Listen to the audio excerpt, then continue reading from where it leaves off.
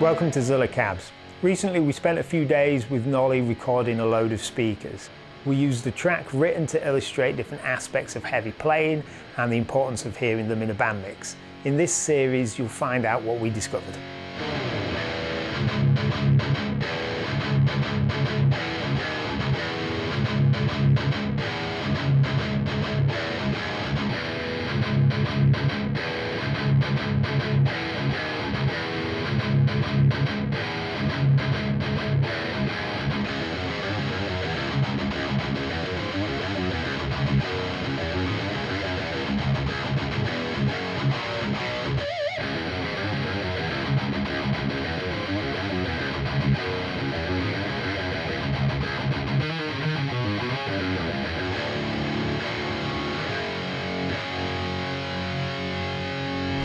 So the first thing I thought when you asked me to do this speaker shootout, which is something I'm really into the idea, this is right up my street, is it's so disorienting actually to flick between lots and lots of speakers and keep a level head about what actually sounds good. So the really important thing to me that I thought about straight away was like, okay, well I need to have a speaker that I know really well in the studio that we record with the same setup to have this thing that we keep coming back to. And for me that's, if Vintage 30s are the speakers I use most of the time, and I'm on record in a few places talking about how I'm a big fan of how they sound in the early 2000s, which was a little bit different than they have tended to sound since then.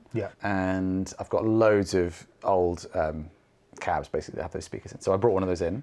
The first thing that happened, we went from my speaker, which sounded really good, but then moving to the modern V30, which I think you said probably the end of last year, end of 2023. It's either 1 or 2 years old, but it's brand new out of the packet. I mean, the thing for me was, as soon as I heard it, was like, okay, this is an amazing sounding V30 actually. You know, as I say, I'm on record saying I like the old ones, but I've also heard other people saying that the voicing seems to have shifted a little bit in recent times. I've seen some people saying they disagree with that, but whatever's going on with the pair that we had, those sounded brilliant. Those are really, really excellent sounding V30s. So I mean, I think something really important to talk about is we're doing metal tones, high gain tones, and once you're pumping loads of distortion through a speaker, it really highlights that like upper mid-range and up area.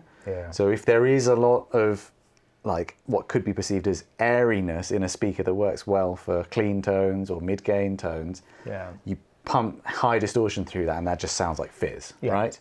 And then there's like that kind of, I was talking about like the kind of 2K-ish area, or that kind of upper mid-range area where too much of it through distortion just becomes really fatiguing. And for example, when we did the EV speaker, the 12L, all of us were kind of recoiling because it's just got this quite sharp, intense amount of energy in that area, and it's really fatiguing on the ears, and it really dominates the, you know, what you hear.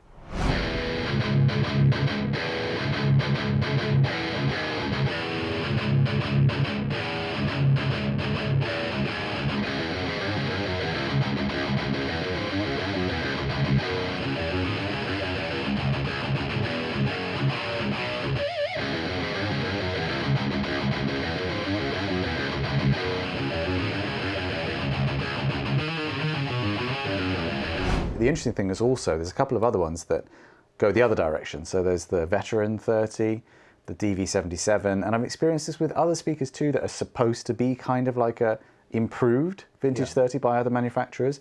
The thing that people often complain about with Vintage 30 is they say the mid-range is too much or something. And that tends to be what those manufacturers reduce in their version of it. And it's that very quality that, at least under the microphone for high gain tone, makes the guitars so pleasantly audible. And both the Veteran 30 and the DV77 in this test felt like they were quite fizzy, and they didn't have that hardness in the upper mid-range. They kind of felt a little bit soft. And especially when you put them in the mix with the guitars, they just felt quite recessed, kind of behind the mix, whereas the Vintage 30s at exactly the same level. And actually some of the other speakers, which we'll get to, there was quite a few standouts actually, but the ones that had the right voicing just felt so up front, just like a wall of guitar.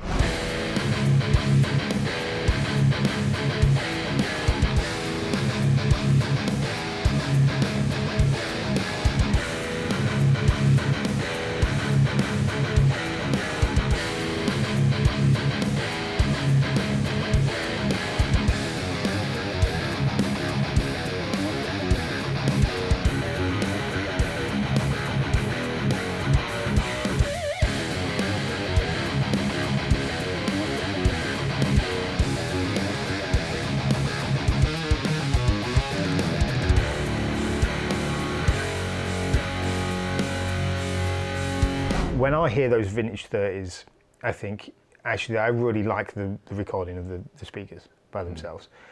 But then when you hear it in the mix, you can it kind of makes a bit more sense. For me, there's like the frequency curves might sound pleasant or unpleasant, but there's this quality of how forward or behind the guitar sound, especially in context of a mix. You know, the cab sound, the speaker sound really needs to give the guitars that presence to stay up front, but without being fizzy and fatiguing. But that's the thing, every time you come back to that reference speaker, or the V30 that you brought, which as I say, sounds really good, it's just right. It's just right there in the mix, and it's really pleasant to listen to. It's not fatiguing, it's not fizzy, it's just... I'm not saying I'm going to get rid of my favourite cab ever, but moving forward, I don't see any reason to only use the old ones, put it that way. You know, if I got a new cab from you and it had speakers that sounded like those new ones, I would be totally happy. There'd be nothing that needed changing about that. And you know, specifically, it's that lack of fizz. That's the quality that those older speakers had, and this one has that too.